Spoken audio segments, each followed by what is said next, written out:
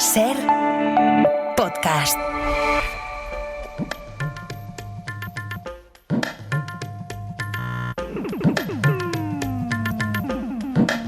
En la cadena Ser, Punto de Fuga. Con Pablo Morán. Hola a todos, bienvenidos a Punto de Fuga. Hoy hemos querido convocar en el estudio a representantes de 3 organizaciones que durante muchos años han sido nuestros ojos en las crisis humanitarias globales y hoy están encajando un durísimo golpe: el recorte a cero de la ayuda exterior de Estados Unidos, ordenada por Donald Trump. Estamos hablando del país que más dinero aporta a la ayuda al desarrollo, más de 70.000 millones de dólares en proyectos cada año. Por ejemplo, en proyectos relacionados con la salud, con el control de enfermedades con el VIH o la tuberculosis, pero también grandes proyectos que proporcionan soluciones a las necesidades básicas de muchas comunidades del planeta. Hoy buena parte de ese trabajo está en peligro y queremos medir los daños. Tenemos a Vicente Raimundo, director de programas internacionales de Save the Children. Vicente, gracias por acompañarnos. Muchas gracias a vosotros. Adrián Alonso, investigador y responsable de incidencia política de Salud por Derecho. Adrián, gracias. Muchas gracias a vosotros. Y desde nuestros estudios de Radio Barcelona a Raquel Ayora, que es directora general de Médicos Sin Fronteras. Raquel, gracias. Hola, buenos días. ¿Qué cifras estáis manejando? ¿Cómo os va a afectar o os está afectando ya este anuncio de Donald Trump, este corte en la financiación de Estados Unidos a la ayuda exterior en vuestros programas directos, en vuestro trabajo sobre el terreno?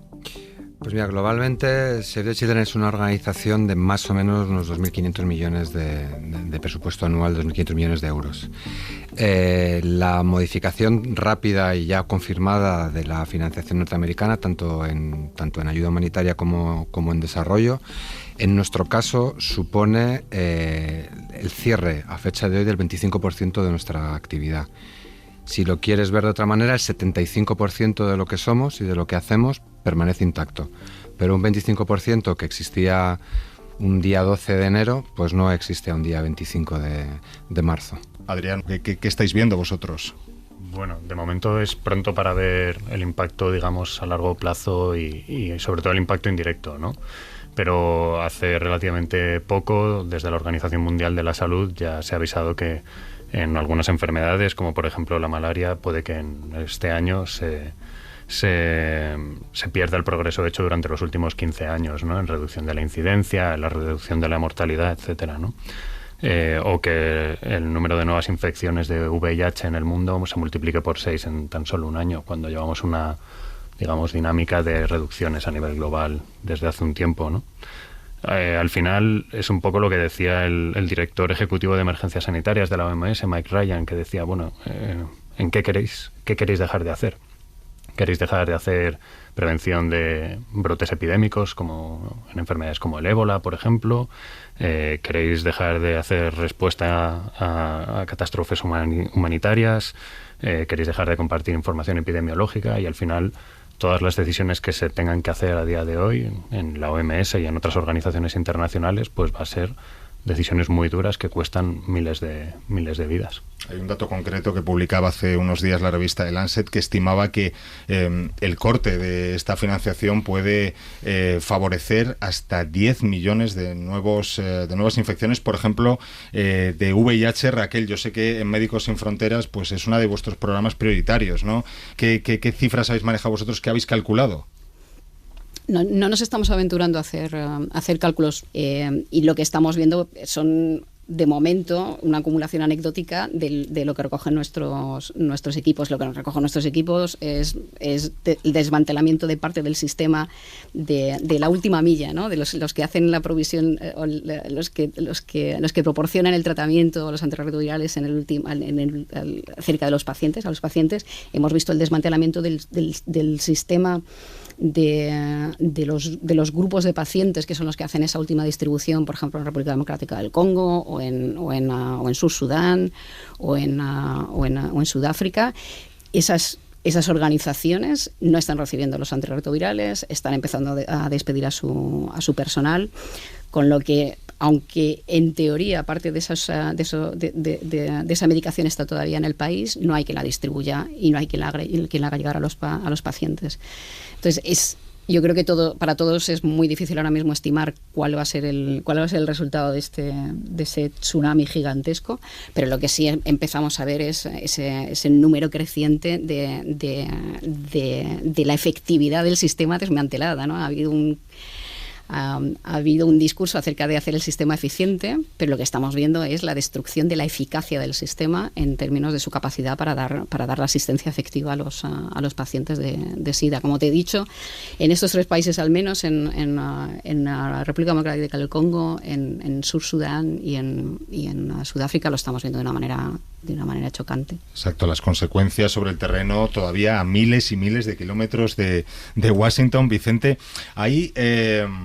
en fin, un argumento que está utilizando Trump para defender estos recortes, ¿no? Y es que, en fin, esto es una inversión, la ayuda al exterior es una inversión que a Estados Unidos no le reporta nada a cambio.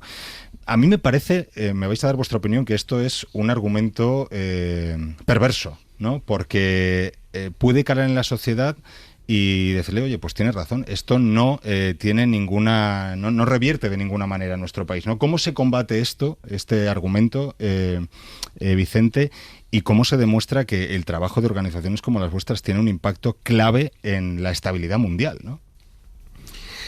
Nosotros lo que pediríamos es dar un paso atrás. Es decir, no creemos, yo estoy convencido de que no se trata de una cuestión presupuestaria. Es decir, el ahorro en el presupuesto federal que los Estados Unidos de América van a tener después de aplicar estas medidas va a ser un 0,6 de su presupuesto federal. Las modificaciones de la presupuestación que preceden a la norteamericana en Europa y que la van a continuar, estamos hablando de que los países europeos, que son un modelo de generosidad, por ejemplo los nórdicos, estaban destinando un 1% de su Producto Interior Bruto. Por encima de Estados Unidos. 4 décimas por encima de Estados Unidos. Es decir, el ahorro, si el argumento es yo necesito este dinero para otros fines, que es un argumento de revisión, que bueno, es una decisión legítima de un gobierno de presupuestación y de priorización, por ahí no debe de ir la cosa. Para nosotros lo que se está produciendo es una transformación del esquema de valores que nos hemos dado en el mundo entero, con mayor o menor cinismo, mayor o menor ambivalencia, pero con el que nos hemos gobernado todos desde la Segunda Guerra Mundial para acá. Cambio de valores, cambio de prioridades y cambio de presupuestación. Entonces, la discusión para nosotros es, podemos entrar en la discusión y en la conversación, y ahora mismo lo voy a hacer, es decir, en cuánto beneficia a un agricultor europeo o a un agricultor norteamericano poder venderle al Programa Mundial de Alimentos sus excedentes agrícolas. Eso también es dinero para Europa o para Estados Unidos. Pero creo que la cuestión aquí es, nosotros hemos acordado que creemos en la universalidad, que creemos en que las personas, las víctimas de un conflicto, tienen derecho, no es caridad, tienen el derecho a recibir atención, en el caso de Médicos Sin Fronteras, médica profesional, en nuestro caso protección de la infancia en conflicto, que es un derecho y que tiene que hacerse con neutralidad, con imparcialidad y con profesionalidad. Entonces, con independencia de qué beneficio o no, que claramente beneficia, y en el caso de la salud es un ejemplo clarísimo, las epidemias no tienen fronteras, los controles epidemiológicos no tienen fronteras, o en nuestro caso, que hacemos muchísima actividad materno-infantil en centros de recuperación nutricional, se ha desmantelado el sistema de monitoreo del hambre. Entonces, con el mismo ejemplo de la eficiencia, yo ahora como programo fondos, si no tengo un sistema que ha sido desmantelado, que me dice la situación aquí es grave, pero allí es gravísima. Entonces, dinero sí, pero cuando miras la cifra cercana, el ahorro no está ahí. Entonces, es un cambio de modelo. Hemos decidido a ambos lados del Atlántico que vamos a un modelo transaccional de defensa de nuestras empresas, legítimo, de defensa de nuestros intereses, legítimo, y de defensa de cosas que son propias de nosotros, legítimo, pero que no es incompatible con lo otro. Y a las pruebas y a las cifras me remito. Claro, y al hilo de esto que nos cuentas, Vicente, yo creo que uno de los máximos riesgos, Adrián, es que, en fin, estas tesis y este cambio de valores que nos decía Vicente se extienda, ¿no?, a otros países, que cunda el ejemplo, por así decirlo. Sí, totalmente. Hay una cita de un historiador que dice que la enfermedad necesariamente refleja los valores culturales en las que la enfermedad sucede, ¿no? Como decían antes, pues desde el final de la Segunda Guerra Mundial hasta ahora ha prevalecido una idea de que existen unos derechos humanos que hay que cumplir y que todos los países tienen la responsabilidad de hacerlos cumplir tanto dentro como fuera de sus fronteras, ¿no?, siendo la salud un derecho humano. Ahora vivimos en una época en la que parece que, bueno, pues prevalecen otros valores más centrados en el Estado-nación, en una idea de seguridad pues quizás un poco militarizada, ¿no? Porque al final, lo dice hasta la propia Constitución de la OMS, ¿no? Un mundo sano es una condición necesaria para la seguridad, ¿no? No hay nada más seguro que un mundo sano. Yo no voy a entrar en si es mejor invertir en una cosa o en otra. Lo que sí que tengo claro es que invertir en salud y en desarrollo es invertir en seguridad y en paz. Claro, es lo que se está olvidando y en cambio, Raquel, ya tenemos ejemplos muy concretos, por ejemplo, Reino Unido, de cómo se recorta en ayuda al desarrollo, en ayuda a la cooperación, para aumentar ese gasto en defensa, ¿no? Que ahora mismo parece la prioridad de muchos países occidentales. Sí, correcto. Estamos hablando de los recortes de la Administración de Estados Unidos, pero es un problema generalizado. Alemania acaba de anunciar también un recorte de 2.000 millones de euros y los Países Bajos, Suiza, Finlandia, todos los países están recortando. Y como decía Vicente, el problema es que es una crisis de valores. Yo no creo que sea un cambio de sistema de valores, creo que es una crisis de valores, ¿no? Es un momento en que ya lo preveíamos que íbamos a llegar a una situación parecida a la que estamos, en la que habría recortes, ¿no? Progresivamente, pero lo que estamos viendo es un desmantelamiento del ecosistema humanitario, de los valores que lo sustentan y particularmente en las zonas de conflicto, de todo el sistema legal que sustenta la asistencia humanitaria en zonas de guerra. Y todo está sucediendo al mismo tiempo, ¿no? Los recortes económicos, los recortes financieros son solamente una dimensión del desmantelamiento del resto, del desmantelamiento del sistema de valores y el desmantelamiento del sistema legal que protege a las poblaciones en situaciones de dificultad y de vulnerabilidad. Así que es una crisis que tiene muchas dimensiones. ¿Cómo podemos combatir esos argumentos, ese cambio de valores? Y poniendo en valor el trabajo que hacéis vosotros en organizaciones como la tuya, Médicos Sin Fronteras. Bueno, es que yo creo que somos la mayoría. Yo creo que la mayoría de la población y la mayoría de la sociedad civil y la mayoría de los actores políticos todavía creen que uno de los valores más importantes de nuestra sociedad es proteger y cuidar de los vulnerables dentro de nuestras fronteras y más allá de nuestras fronteras. Y creo que lo que tenemos que hacer es fortalecernos como mayoría en ese discurso. Ya hemos visto cómo hemos fracasado en contener los discursos de odio y las políticas anti-inmigración sobre la base de que la migración tiene un beneficio económico para las sociedades que reciben emigrantes. Eso no ha funcionado. Y yo creo que intentar hacer el mismo tipo de ecuación, de persuadir a los estados o a la ciudadanía de que invertir en asistir a las poblaciones de víctimas de conflicto o llevar asistencia médica y humanitaria a poblaciones en crisis es en nuestro beneficio. Es en nuestro beneficio, pero no es un beneficio en términos económicos de seguridad, es un beneficio en términos de valores como sociedad, que creo que es lo que está ahora mismo amenazado, ¿no? El problema no es un problema económico, el problema no es un problema de gobernanza mundial, el problema es una crisis de valores. Una cuestión de moralidad, añadía por aquí Vicente.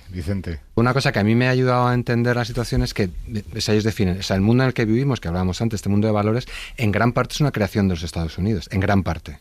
Es decir, la Carta Constitucional de las Naciones Unidas, la Carta de los Derechos Humanos, muchas cosas se firmaron en Estados Unidos porque Estados Unidos en su momento creyó, con ambivalencias, con dudas, con medias verdades, creyó que ceder parte de un poder duro y convertirlo, que es el final de la Segunda Guerra Mundial, Yalta, convertirlo en un poder suave en el que creamos las Naciones Unidas, creamos la autodeterminación libre de los pueblos, creamos los acuerdos de comercio internacional multilateral y no directamente nosotros, era en su beneficio, porque entendían que, de la misma manera que construir una carretera o te vende unas armas, pues hay una especie de poder blando que no es incompatible.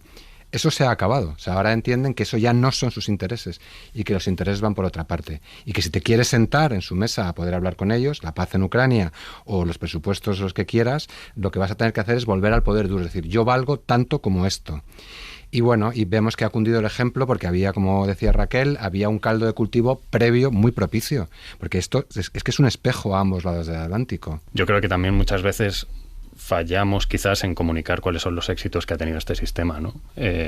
por la complejidad que tiene, porque es muy complicado, digamos, asociar causalidad, ¿no? Tú no puedes decir que este dólar invertido en tal ha tenido... Pero cuando ves el efecto agregado de 40, 50 años de colaboración internacional en salud, por ejemplo, pues cosas como, pues no sé, las iniciativas de erradicación de la viruela o de la polio, que no está erradicada, pero los casos de polio han disminuido casi un 99,9%, ¿no? La reducción de casos de enfermedades infecciosas como el sarampión, enfermedades tropicales desatendidas, y sigue habiendo muchas injusticias, ¿no? Y es necesario que la gente entienda que hay que seguir trabajando en estos ámbitos, ¿no? Por un tema de justicia, básicamente. Pero que eso no nos impida reconocer el trabajo de todas las organizaciones nacionales, públicas, filantrópicas, sin ánimo de lucro, que llevan trabajando décadas en esto, ¿no? El avance en VIH, en malaria, en tuberculosis, en la lucha contra el tabaquismo, ¿no? Que también es uno de los ejemplos de normativa internacional de la OMS, ¿no? Y yo creo que reivindicar un poco los éxitos que ha tenido el sistema es también importante para convencer o ejemplificar un poco por qué sirve esto. Lo que hablábamos un poco antes, existía esta especie de pacto tácito que lleva funcionando, énfasis en funcionando 40 años, por el cual Europa pagaba los fondos de desarrollo, incluido Noruega y Gran Bretaña, y Estados Unidos pagaba los fondos de asistencia humanitaria y la seguridad, en grandes rasgos, y muy particularmente los gastos de salud, y muy centrados en lo que mencionábamos antes, en esa parte de la salud que es la que marca la diferencia rápidamente entre la vida y la muerte. Entonces, por un lado nos retiramos y entonces hay una cosa que estaba sujeta cuyos pilares desaparecen, cae a plomo. Cae a plomo significa miles de personas que están muriendo hoy. Es decir, que no hay centros de recuperación nutricional, que no existen matronas o personal de obstétrico que pueda ayudar en partos o a recuperar a niños que nacen con dificultades. Eso está sucediendo ya hoy. Pero la cuestión es, ¿vale? ¿Qué viene después? Entonces hemos vuelto a una financiación, por lo que estamos viendo, muy restrictiva de lo que se entiende que es elegible o no para ser financiado. De acuerdo. ¿Qué capacidad real existe de sustitución? No existe. O sea, si ahora mismo tuviéramos nosotros que, si existiera la voluntad política y existieran los fondos, los siguientes 9 donantes más importantes después de Estados Unidos tendrían que aumentar un 70% su presupuesto este año ya para cubrir el hueco, si existiera la voluntad y existieran los fondos. Tú imagínate que te suben el alquiler 70% o te pagan un 70% menos. Eso dices. Siguiente mito. Bueno, vamos a ir a la filantropía privada. Las 50 más grandes del mundo no llegan a un 25% del presupuesto anual de Estados Unidos en ayuda oficial al desarrollo.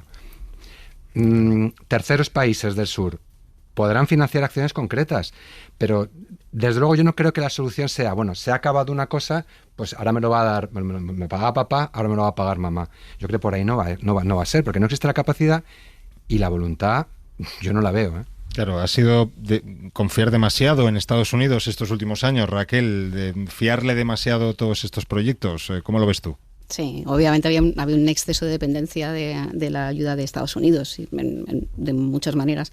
Como sabéis, Médicos Sin Fronteras no se financia a través de ayuda institucional. Nosotros siempre desde hace muchos años, ¿no?, que apostamos por la financiación privada, pero hemos exigido siempre que los estados cumpliesen su parte, porque es su obligación hacerlo, ¿no?, aunque nosotros no dependiésemos de sus fondos. Y esa dependencia es masiva, y es verdad que siempre ha sido considerado un problema para el sistema, pero nadie esperaba que fuese a ser desmantelado con esta radicalidad. Y es cierto que es difícil pensar que vaya a haber, como estaba enumerando Vicente, es que no hay muchas alternativas de economías fuertes o de sistemas de financiación que puedan reemplazar lo que ha hecho los Estados Unidos, que con todo el cinismo con que ha ejercido ese rol durante todas estas décadas, es cierto que ha sido una contribución muy generosa que ha tenido mucho impacto positivo, ¿no?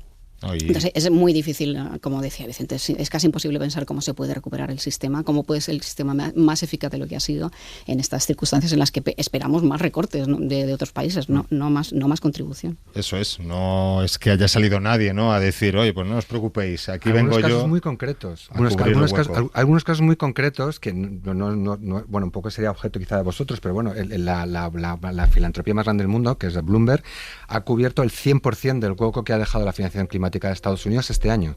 100%. ¿Es eso sostenible?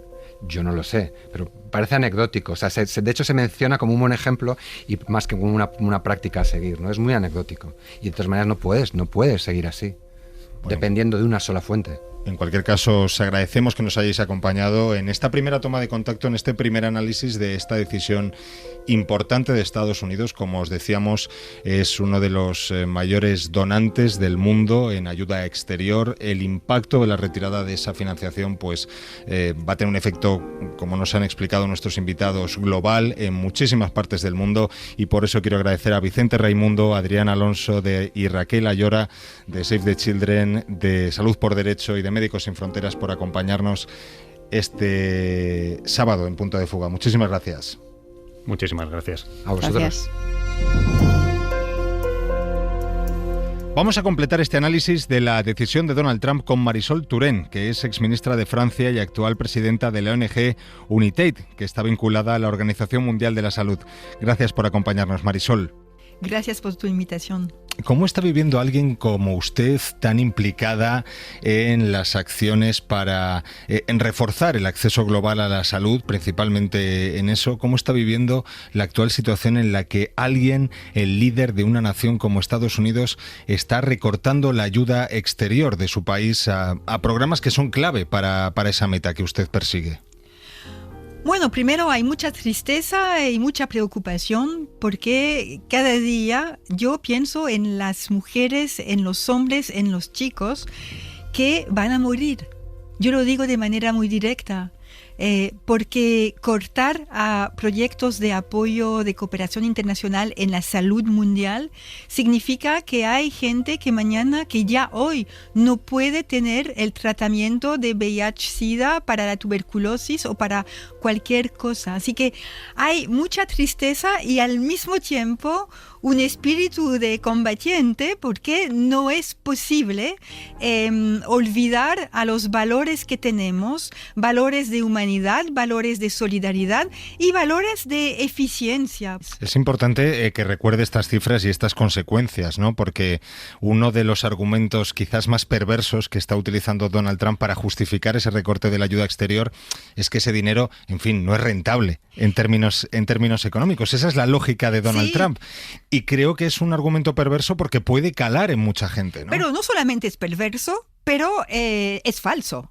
Porque la salud mundial son 20 años de éxitos. Yo lo quiero decir. Cuando la gente me dice, pero estamos invirtiendo, o los países, los estados del mundo, los más desarrollados, están invirtiendo en salud global, pero ¿qué hace con ese dinero? ¿Qué hacemos? En 20 años la mortalidad de VIH-Sida ha disminuido de un 75%. La mortalidad por tuberculosis ha disminuido de un 50%. Las mujeres que mueren durante el parto porque tienen una hemorragia son 2 veces menos que hace 20 años. Así que lo que yo digo es que la salud global es algo que no solamente es moralmente necesario, pero que es de una eficacia que muy notable. Y en mi organización, UNITAID, que es una organización clave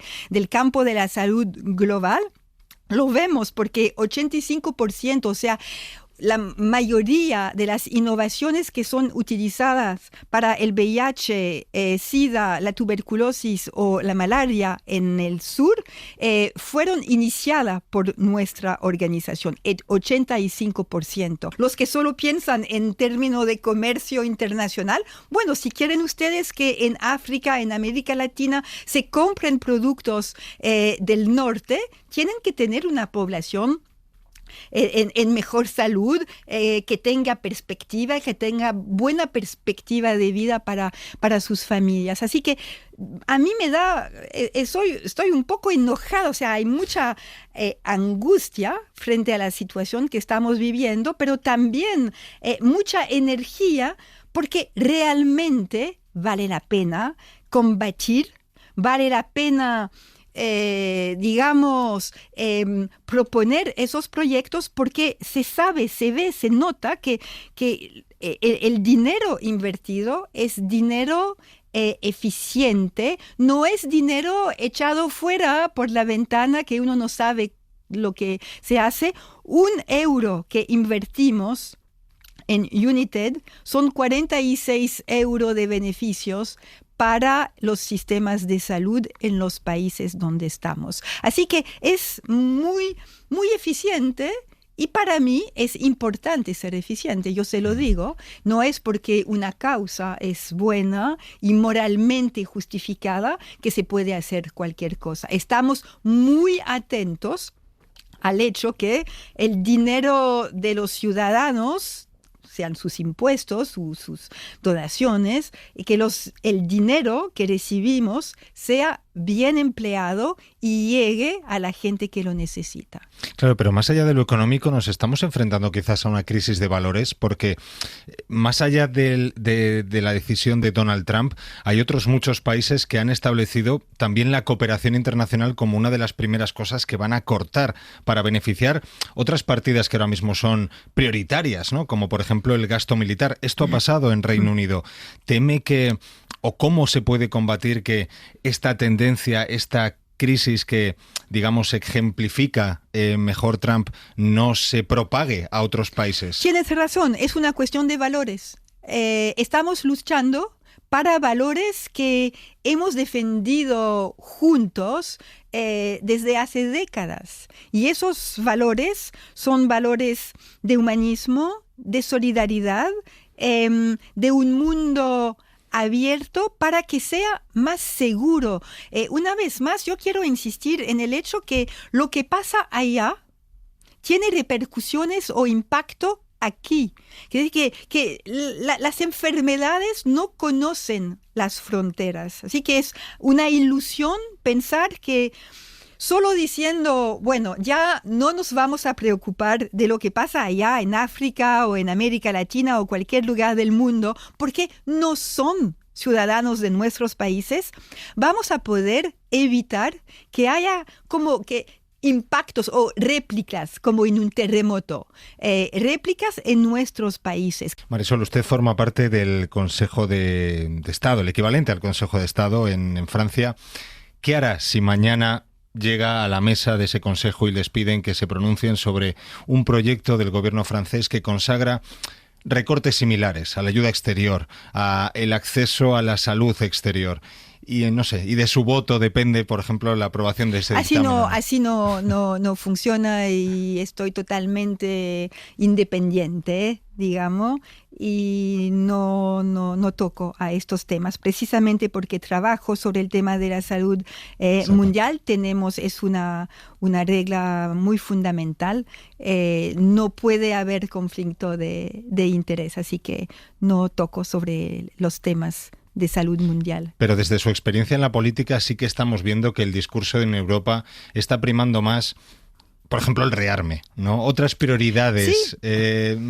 Bueno, yo lo que digo a los gobiernos, al gobierno francés también, pero a los gobiernos en Reino Unido, España o a cualquier lugar, es que no me pertenece decir si hay que rearmar o no. Digo es que la seguridad de los territorios no se gana solamente con las Fuerzas Armadas. Necesitamos Fuerzas Armadas. No me haga decir lo que no dije.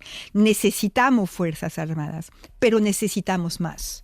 Necesitamos cooperación, necesitamos solidaridad y necesitamos una visión común para pensar el futuro en común.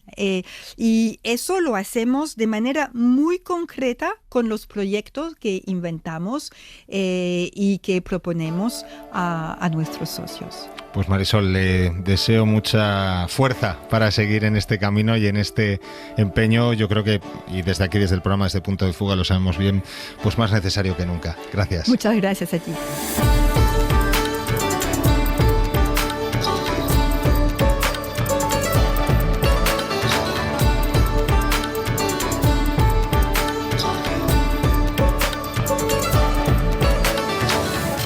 Pues hasta aquí el punto de fuga de este sábado. Ya sabéis que os seguimos acompañando en cadenaser.com, en Facebook, en X, somos @punto de fuga y por supuesto en Ser Podcast, donde tenéis todos los capítulos de Punto de Fuga, este también, para escucharlos cuando queráis y para compartirlos, porque sois parte fundamental de este mundo que también importa.